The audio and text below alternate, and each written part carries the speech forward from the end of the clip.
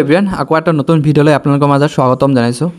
যদি তোমালোকে specially internal exam তোমালোকে দিছিলা, যেহেতু ফাৰ্ষ্ট সেমিষ্টাৰ বহুত ছাত্ৰ ছাত্ৰী তোমালোকে ইণ্টাৰনেল এক্সামত বেয়া কৰিছিলা আৰু সেই ইণ্টাৰনেল এক্সামটো কেইদিনমান আগতে হৈ গ'ল আৰু সেই হৈ যোৱা এক্সামৰ ৰিজাল্ট ইতিমধ্যে গুৱাহাটী ইউনিভাৰ্চিটিত নতুন এখন পৰ্টেলত উপলব্ধ কৰিলে।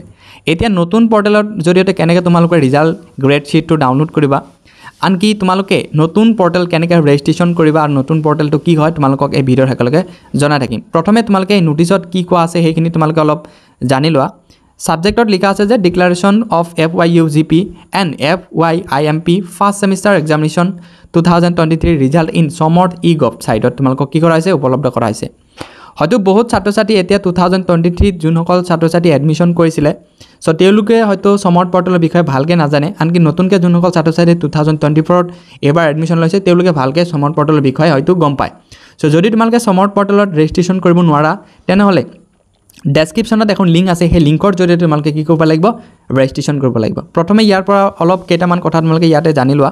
ইয়াতে কোৱা হৈছে যে special internal examination relation FYUGP তাৰপিছত FYIMP first semester result here by revise and declaration through Samarth portal e-gov ছাইটত তোমালোকক কি কৰা হৈছে, উপলব্ধ কৰা হৈছে।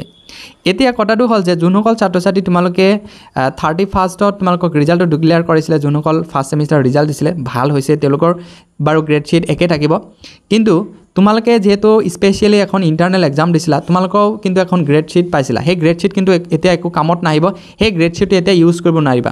যদি তোমালোকে এতিয়া HGPA চাব বিচাৰা, তোমালোকৰ HGPAটো যিহেতু শ্ব' কৰা নাছিলে, চ' এতিয়া তোমালোকে যিহেতু HGPAটো চাবৰ কাৰণে তোমালোকে গ্ৰেড শ্বীটটো ডাউনলোড কৰিব লাগিব আৰু এই গ্ৰেড শ্বীটটো তোমালোকে এই নতুন পৰ্টেল যোনটো কোৱা হৈছে সমৰ্থ পৰ্টেলৰ জৰিয়তে তোমালোকে ডাউনলোড কৰিব লাগিব।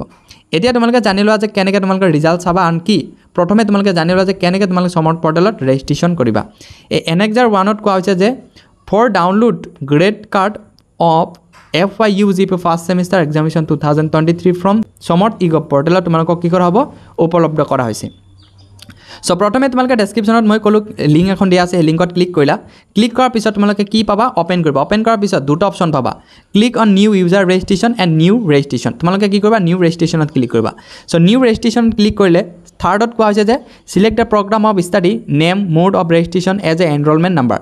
তোমালোকে ৰেজিষ্ট্ৰেশ্যন নাম্বাৰ দিব লাগিব আৰু ৰেজিষ্ট্ৰেশ্যন নাম্বাৰটো কোনটো দিবা, সমৰ্থ পৰ্টেলত ৰেজিষ্ট্ৰেশ্যন নাম্বাৰটো নহয়, তোমালোকে গুৱাহাটী ইউনিভাৰ্চিটিৰ যোনটো ৰেজিষ্ট্ৰেশ্যন নাম্বাৰ আছিলে সেই ৰেজিষ্ট্ৰেশ্যন নাম্বাৰটো তোমালোকে এনৰলমেণ্ট হিচাপত তোমালোকে দিব লাগিব। তাৰপিছত কি কৰিবা, ভেৰিফাই ক্লিক কৰিবা।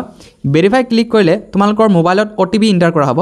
6 ডিজিট OTP দিয়াৰ পিছত তোমালোকক এণ্টাৰ পাছৱৰ্ড দিবলৈ ক'ব। নিজৰ মতে কি কৰিবা, এখন ষ্ট্ৰং পাছৱৰ্ড বনাই ল'বা।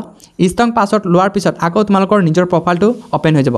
প্ৰফাইলটো অ'পেন হোৱাৰ পিছত তোমালোকে কি কৰিব লাগিব, এখনকৈ পাছৱৰ্ড ছেট কৰিব লাগিব নিজৰ মতে।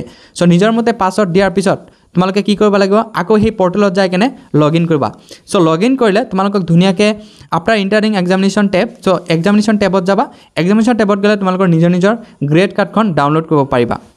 মই তোমালোকক বাৰু লাইভ প্ৰচেছ দেখুৱাব নোৱাৰিলোঁ, কাৰণ মোৰ ওচৰত কোনো ধৰণৰ এতিয়া কেণ্ডিডেট নাই। যদি তোমালোকে বিচৰা যে মোৰ ৰিজাল্টটো চাই দিব লাগে, তোমালোকৰ ৰিজাল্টটো চাই দিব লাগে, তেনেহ'লে মোক কমেণ্ট বক্সত বা ডেছক্ৰিপশ্যনত এখন হোৱাটছএপ লিংক আছে, সেই হোৱাটছএপ লিংকত তোমালোকে ডাইৰেক্টলি জইন হৈ কেনে মোক DM কৰিব পাৰিবা। চ' তোমাৰ ৰিজাল্টটো মই চাই দিবলৈ চেষ্টা কৰিম।